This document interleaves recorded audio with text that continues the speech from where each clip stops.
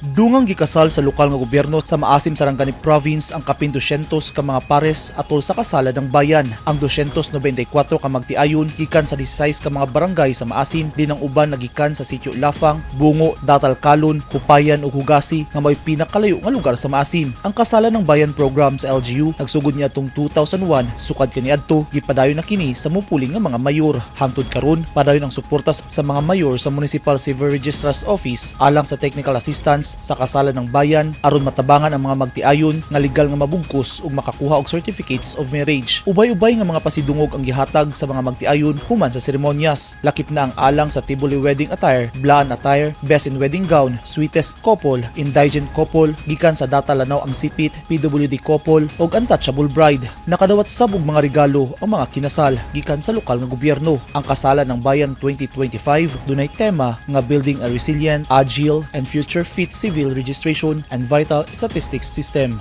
Eugene Hinutan, Newsline, Philippines. Stay safe.